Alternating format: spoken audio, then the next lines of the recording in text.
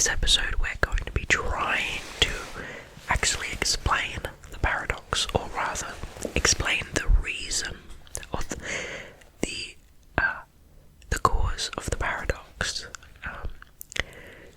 Keep in mind, none of these are evidence-based. These are all hypothetical explanations so far, and they are hypotheses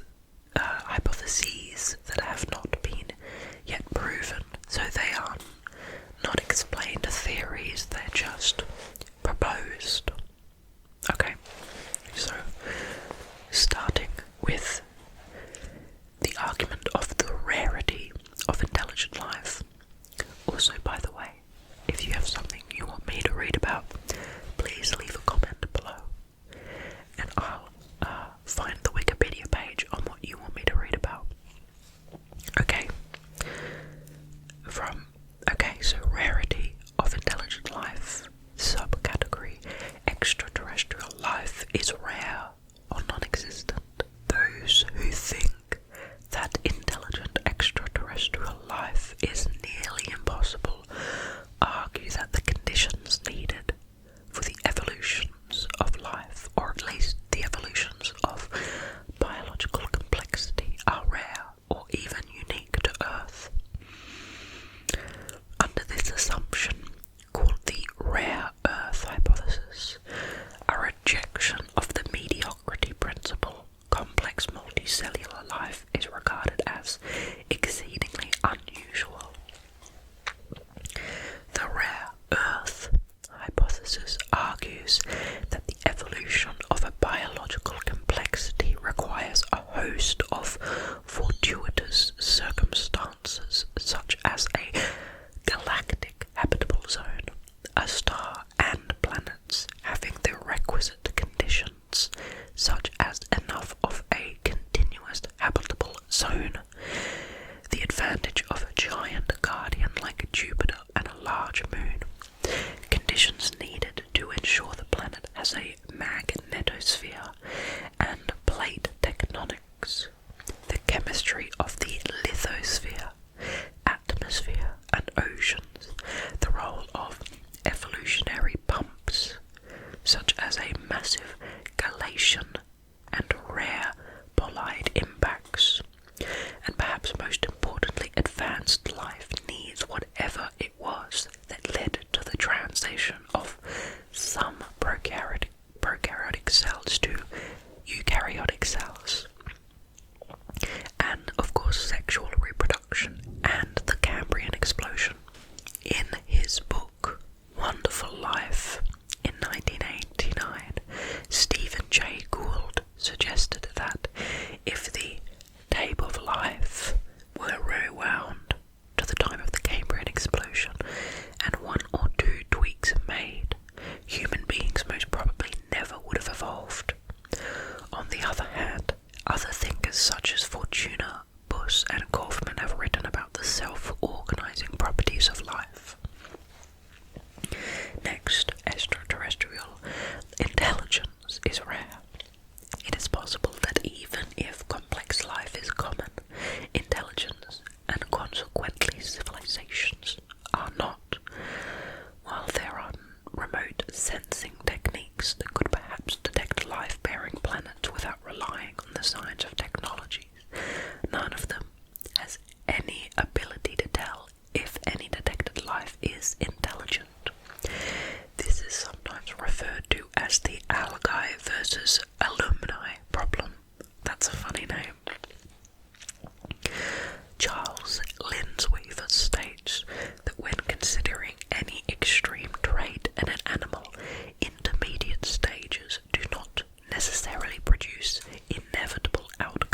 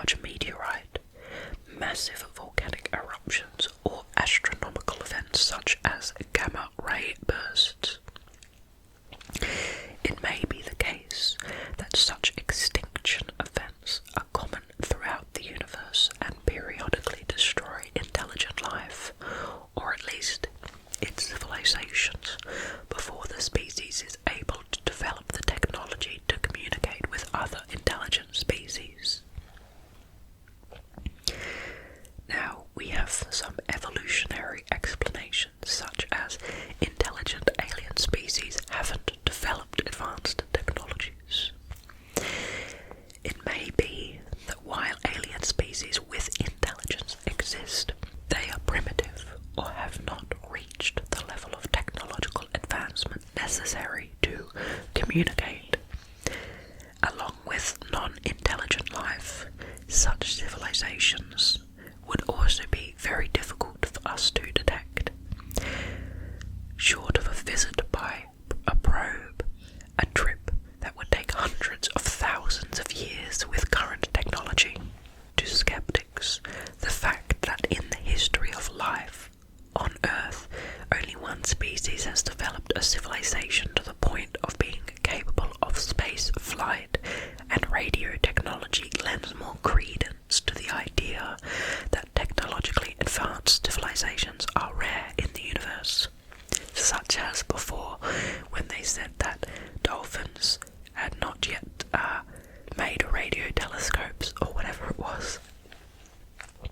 Another hypothesis in this category is the water world hypothesis. According to David Brin, it turns out that our Earth skates the very inner edge of our Sun's continuously habitable or Goldilocks zone, and the Earth may be anomalous. It may be that because we are so close to our Sun, we have an enormously oxygen-rich atmosphere, and we have anomalously little ocean for a water world. In other words, 32% continental mass may be high among water worlds. Brian continues, in which case the evolution of creatures like us, with hands and fire and all that sort of thing, may be rare in the galaxy. In which case, when we do build starships and head out there, perhaps we'll find lots and lots of life worlds. But they're all like Polynesia. We'll find lots and lots of intelligent life forms out there, but they're all dolphins, whales and squids who could never build their own starships.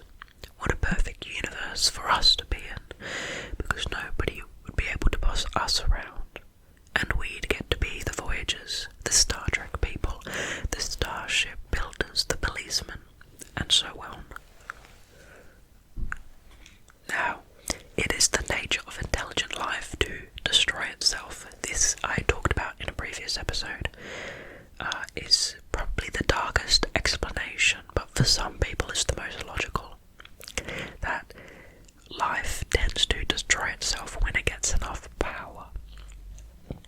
This is the argument that technological civilizations may usually or invariably destroy themselves before or shortly after developing radio or spaceflight technology. The astrophysicist Sebastian von Horner stated that the progress of science and technology on Earth was driven by two factors: the struggle for domination and the desire for an easy life. The former potentially leads to complete destruction, while the latter may lead to biological or mental degeneration. Like going into a VR world and having an easy life while having no need to increase your technology beyond what it already is. Possible means of annihilation via major global issues where global interconnectedness actually makes humanities more vulnerable than resilient are many, including war, accidental environmental contamination or damage, the development of biotechnology, synthetic life like mirror life, resource depletion, climate change, or poorly designed artificial intelligence. This general theme is explored both in fiction and in science, hypothesizing. In 1966, Sagan and Shklovsky speculated that technological civilizations will either tend to destroy themselves within a century of developing interstellar communicative ability, or master their self-destructive tendencies and survive for billion-year timescales. Self-annihilation may also be viewed in terms of thermodynamics, insofar as life is an ordered system that can sustain itself against the tendency to disorder.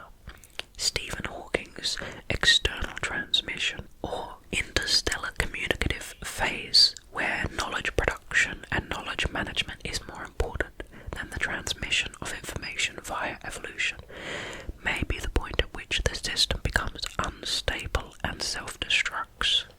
Here, Hawking emphasizes self-design of the human genome, or enhancements via machines to enhance human intelligence and reduce aggression, but without which he implies human civilization may be too stupid collectively to survive an increasingly unstable system.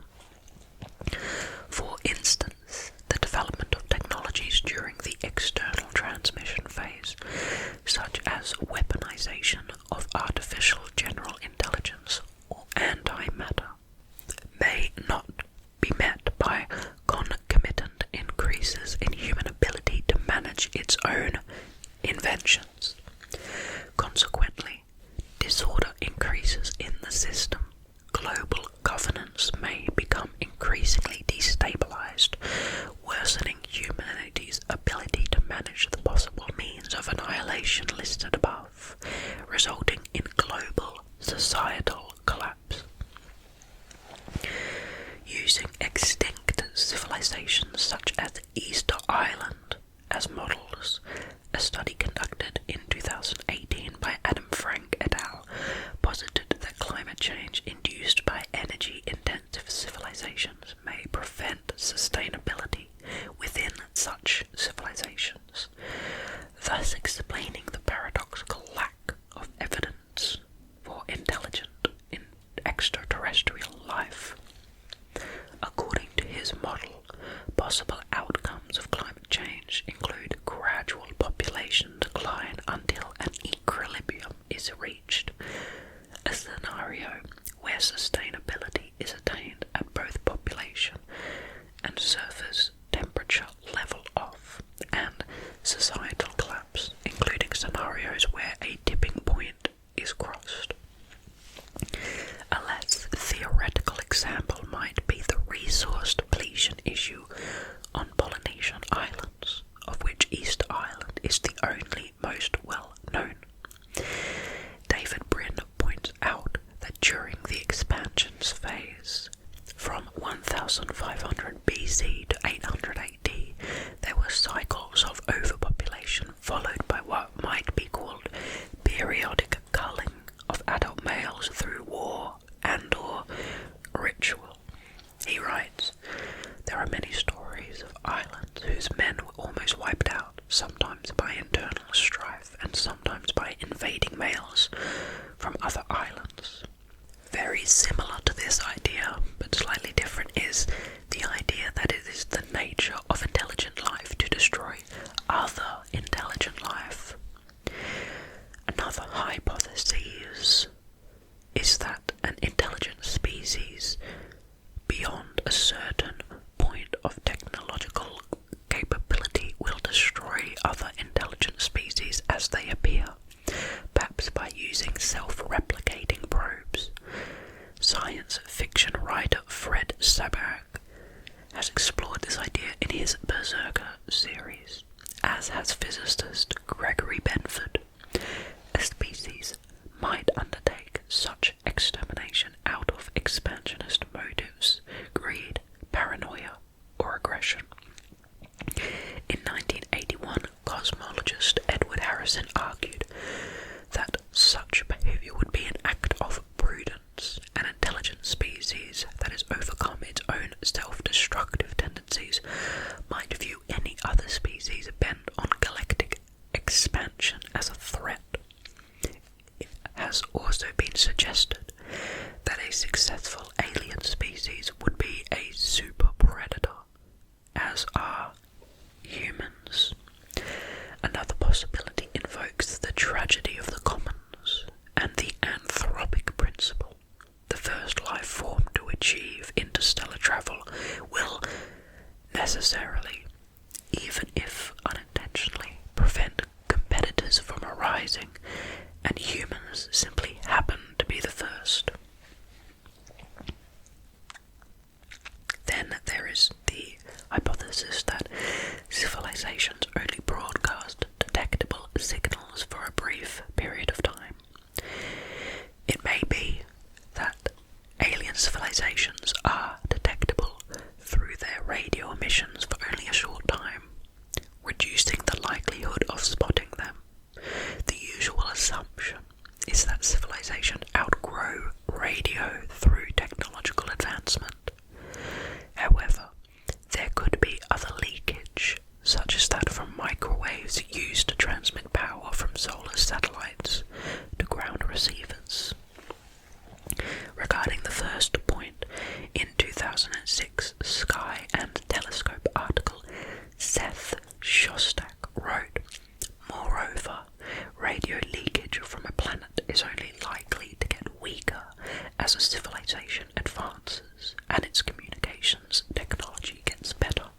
Earth itself is increasingly switching from broadcasts to leakage-free cables and fiber optics, and from primitive but obvious carrier wave broadcast to subtler, harder to recognize spread spectrum transmissions.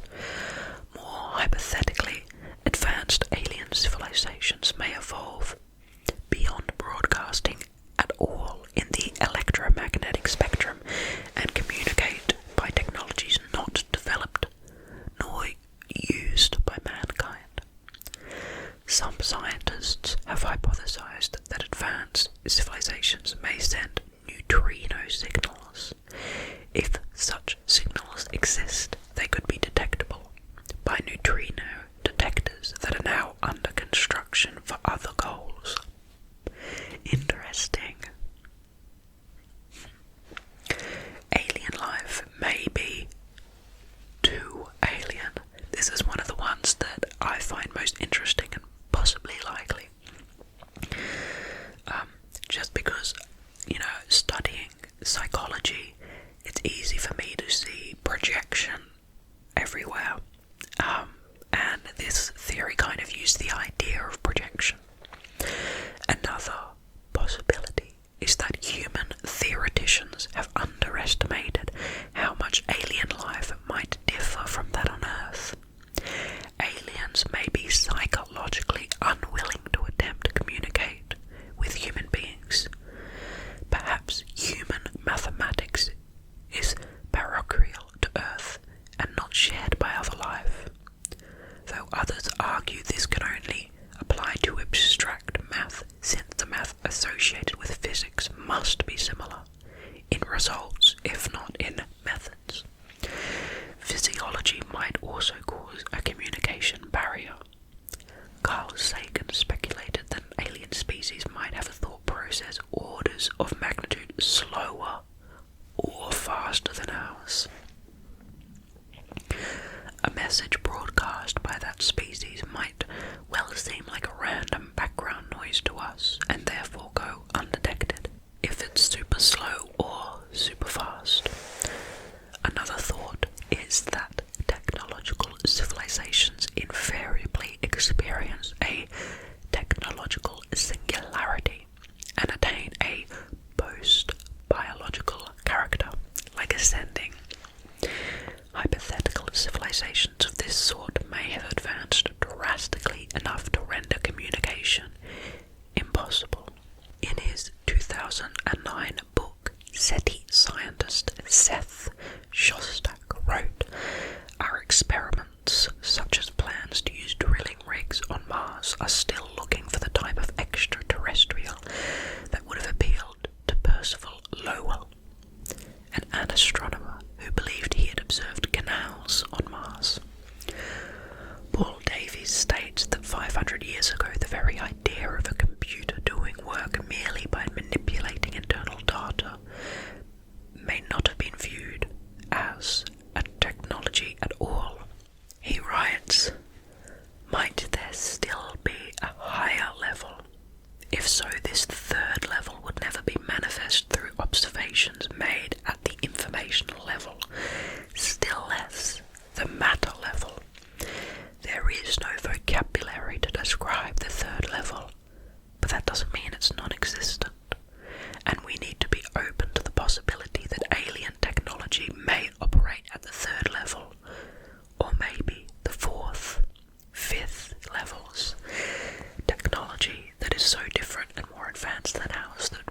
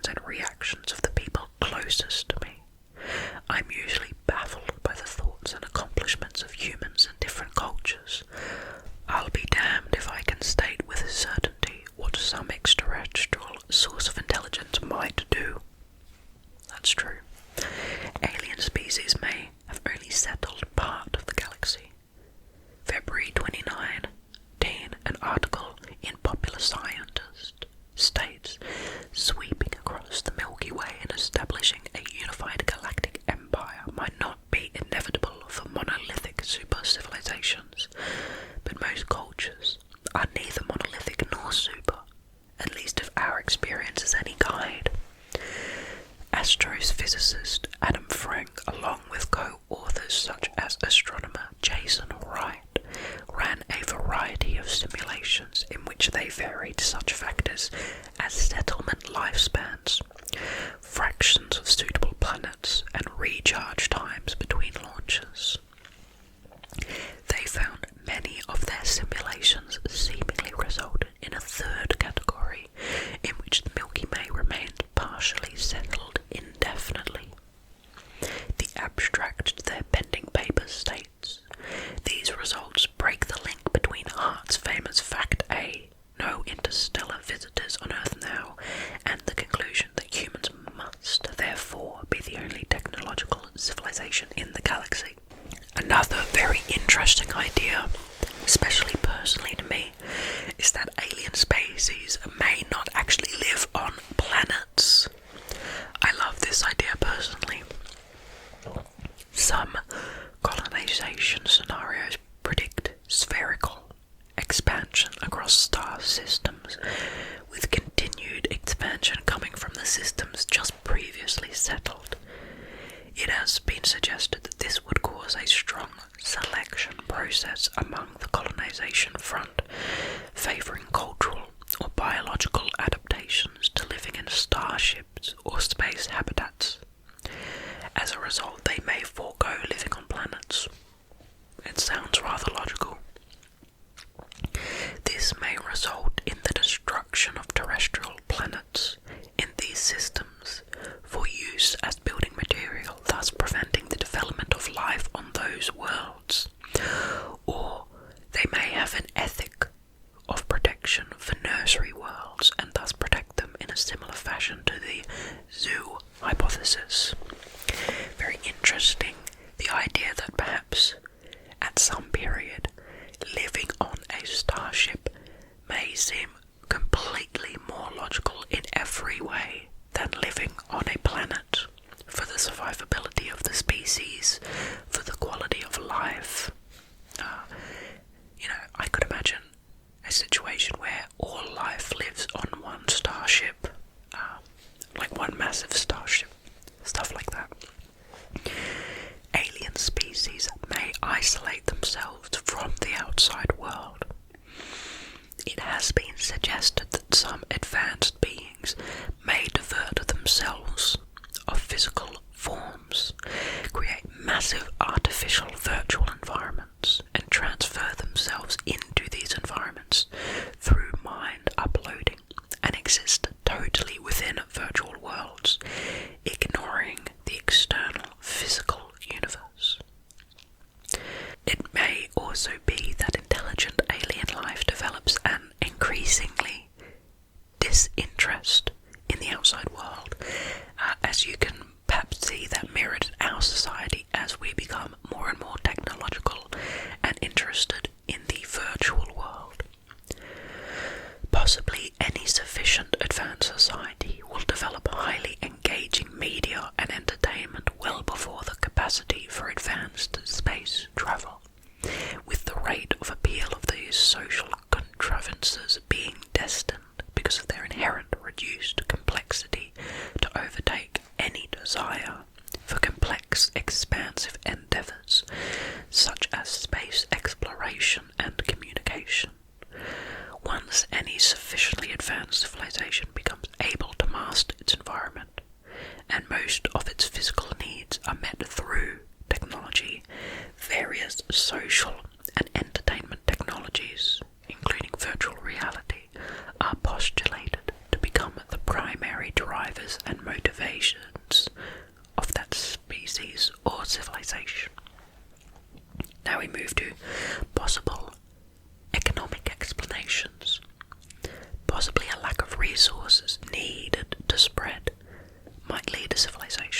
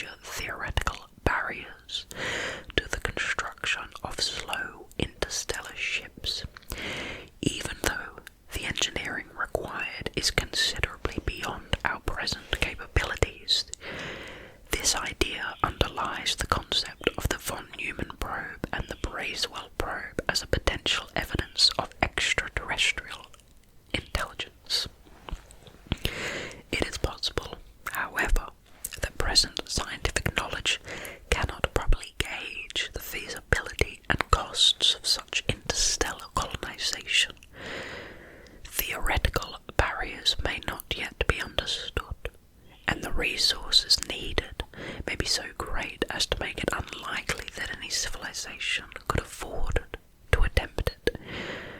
Even if interstellar travel and colonization are possible, they may be difficult, leading to a colonization model based on percolation theory.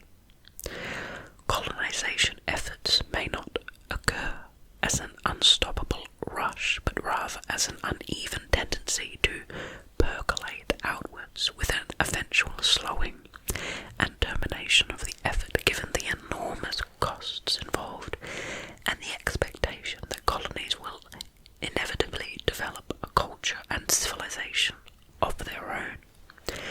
Colonization may thus occur in clusters, with large areas remaining uncolonized at any one time. Another one is that it is cheaper to transfer information than explore physically. If human capability machines construct, such as via mind uploading, if a human capability machine construct such as via mind uploading is possible, and if it is possible to transfer such constructs over vast distances and rebuild them on a remote machine, then it might not make strong economic sense to travel the galaxy by space flight. After the first civilization has physically explored or colonized the galaxy, as well as sent such machines for easy exploration, then any subsequent civilizations, after having contacted the first, may find it cheaper, faster, and easier to explore the galaxy through intelligent mind transfers to the machines built by the first civilization, which is cheaper than space flight.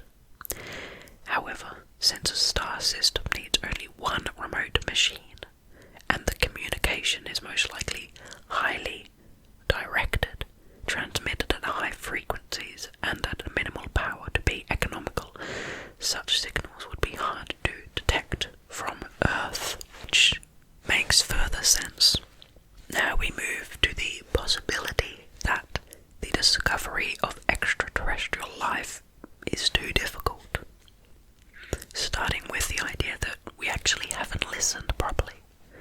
There are some assumptions that underlie the SETI program that cause searchers to miss signals that are present. Extraterrestrials might, for example, transmit signals that have a very high or low data rate, or employ unconventional, in our terms, frequencies, which would make them hard to distinguish from background noise.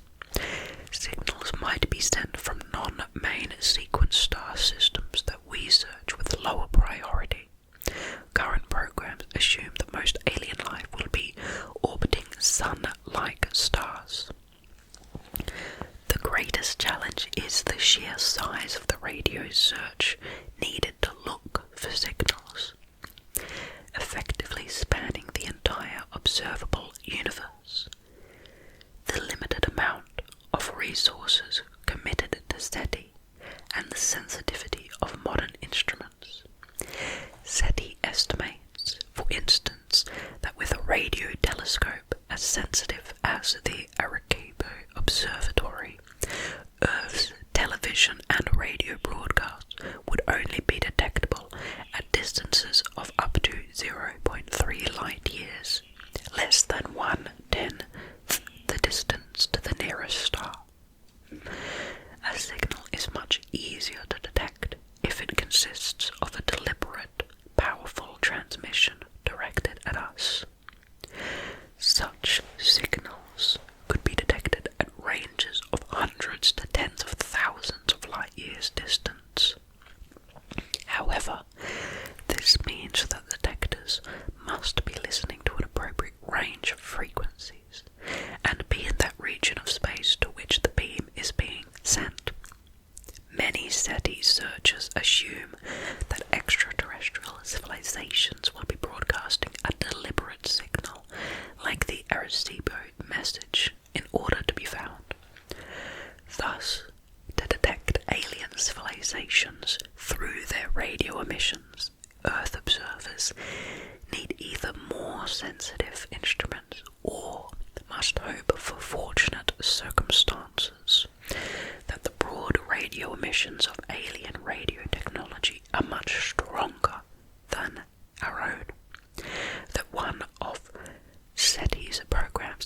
listening to the correct frequencies from the right regions in space, or that aliens are deliberately sending focused transmissions in our general direction.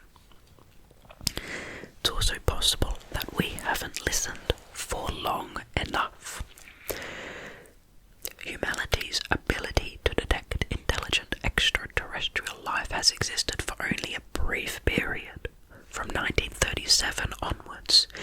If the invention of the radio telescope is taken as the dividing line and Homo sapiens is a geologically recent species, the whole period of modern human existence to date is a very brief period on a cosmological scale, and radio transmissions have only been propagated since 1895.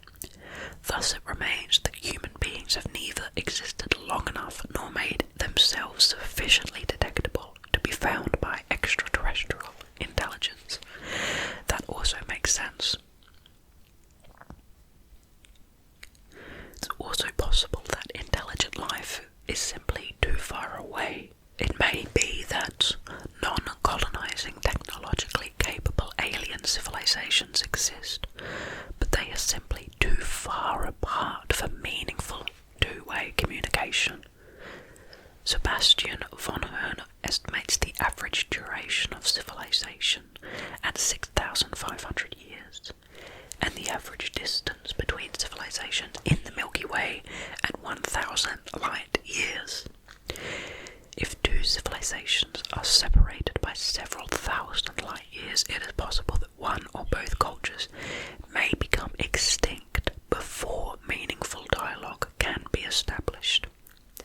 Human searchers may be able to detect their existence, but communication will remain impossible because of distance caused by the time we send them a message. After we've got a message from them, they will be extinct if they're so far. It has been suggested that this problem might be ameliorated somewhat if contact communication is made through a Bracewell probe. In this case, at least one partner in the exchange may obtain meaningful information. Alternatively, a civilization may simply broadcast its knowledge and leave it to the receiver to make what they may of it. This is similar to the transmission of information from ancient civilizations to the present, and humanity has undertaken similar activities like the Arecibo message, which could transfer information about Earth's intelligent species, even if it never yields a response or does not yield a response in time for humanity to receive it. It is possible that observational signatures of self-destroyed civilizations could be detected, depending on the destruction scenario and the timing of our observation relative to it.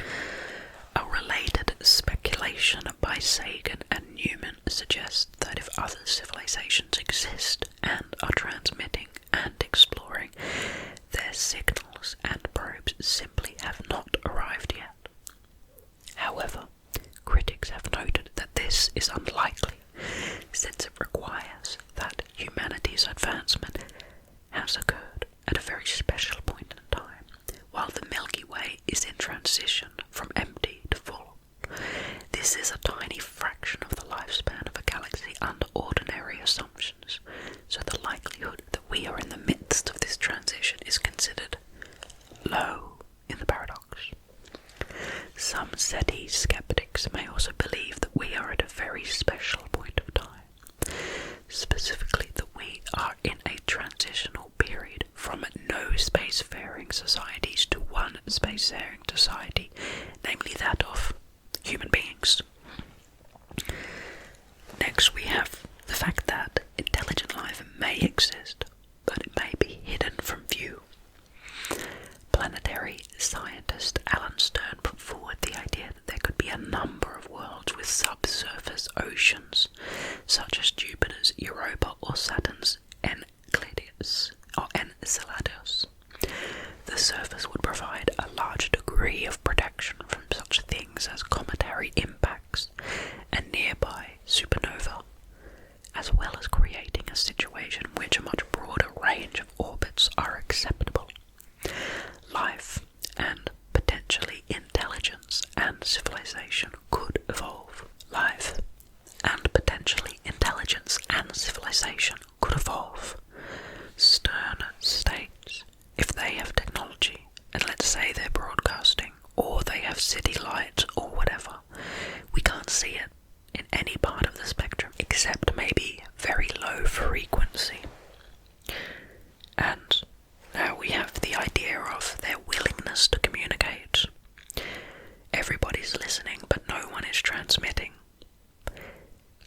Alien civilizations might be technically capable of contacting Earth, but are only listening instead of transmitting.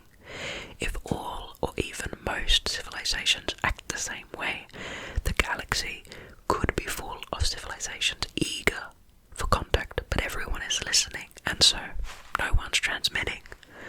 This is the so-called Fermi Paradox. The only civilization we know, our own, does not explicitly transmit, except for a few small efforts. Even these efforts, and certainly any attempt to expand them, are controversial. It is not even clear we would respond to a detected signal. The official policy within the SETI community is that no response to a signal or other evidence of extraterrestrial intelligence should be sent until appropriate internal consultations have taken place. However, given the possible impact of any reply, it may be very difficult to obtain any consensus on who speaks for Earth and what should we say. Possibly, communication is dangerous. An alien civilization might feel it is too dangerous for them to communicate, either for us or for them. It's argued that when very different civilizations meet on Earth, the results have often been disastrous for one side or the other, and the same may well apply to interstellar contact. Makes sense. Even contact at a safe distance could lead to infection by computer code or even ideas themselves. I love that it's possible that we could get infected by an idea that we've never thought of, but could become so consuming that it is dangerous to us. That's fascinating. Perhaps prudent civilizations actively hide not only from Earth but from everyone, out of fear of other civilizations. Perhaps the Fermi Paradox itself, or the alien equivalent of it, is the reason for any civilization to avoid contact with other civilizations, even if no other obstacles existed. From any one civilization's point of view, it would be unlikely for them to be the first ones to make contact. That's great. Therefore, according to this reasoning, it is likely that previous civilizations faced fatal problems with first contact, and doing so should be avoided. So perhaps every civilization keeps quiet because of the possibility that there is a real reason for others to do so. That's really fascinating. I find the idea that other alien civilizations exist and they know we exist but they're actively avoiding us is very funny. Anyway, the idea that Earth is deliberately avoided. The zoo hypothesis, as we talked about before, states that intelligent extraterrestrial life exists and does not contact life on Earth to allow for its natural evolution and development. A variation on the zoo hypothesis is the laboratory hypothesis, where humanity has been or is being subjected to experiments, with the Earth or solar system effectively serving as a laboratory. The zoo hypothesis may break down under the uniformity of motive flaw. All it takes is a single culture or civilization to decide to act contrary to the imperative within our range of detection for it to be abrogated, and the probability of such a violation of hegemony increases with the number of civilizations, tending not towards a galactic club with a unified foreign policy controversy with regarding to life on Earth, but multiple galactic cliques. Analysis of the inter-arrival times between civilizations in the galaxy based on common astrobiological assumptions suggests that the initial civilization would have a commanding lead over the later arrivals. As such, it may have established what we call the zoo hypothesis through force or as a galactic universal norm, and the resultant paradox by a cultural founder effect with or without the continued activity of the founder. It is possible that a civilization advanced enough to travel between solar systems could be actively visiting or observing Earth while remaining undetected or unrecognized. Now, we have another version of that one where they're actively avoiding us, but it's slightly different. The idea that Earth is deliberately isolated in a planetarium. A related idea to the zoo hypothesis is that beyond a certain distance, the perceived universe is a simulated reality. The planetarium hypothesis speculates that beings may have created this simulation so that the universe appears to be empty of other life. And the very last one is a very fun little thing from UFO conspiracy theories, that the idea that alien life is here but unacknowledged. A significant fraction of the population believes that at least some UFO are spacecraft piloted by aliens, while most of these are unrecognized or mistaken interpretations of mundane phenomena. There are those that remain puzzling even after investigation. The consensus scientific view is that although they may have been unexplained, they do not rise to the level of convincing evidence. Similarly, it is theoretically possible that SETI groups are not reporting positive detections, or governments have been blocking signals or suppressing publication. This response might be attributed to security or economic interests from the potential use of advanced extraterrestrial technology. It has been suggested that the detection of an extraterrestrial radio signal or technology could well be the most highly secret information that exists. Claims that this has already happened are common in the popular press, but scientists involved report the opposite experience. The press becomes informed and interested in a potential detection even before a signal can be confirmed. That's true. Regarding the idea that aliens are in secret contact with governments, David Brin writes, aversion to an idea simply because of its long association with crackpots gives crackpots altogether too much influence. And that's the end of the Fermi Paradox Whispering Wikipedia series. I really hope you enjoyed it. I did, definitely. And I think some of it got to be a bit repetitive or extended, but, you know, Wikipedia is a very information-intensive source, and sometimes it's like that. But I found each of the sections was very interesting, and I hope you did too. I also hope that you had a nice rest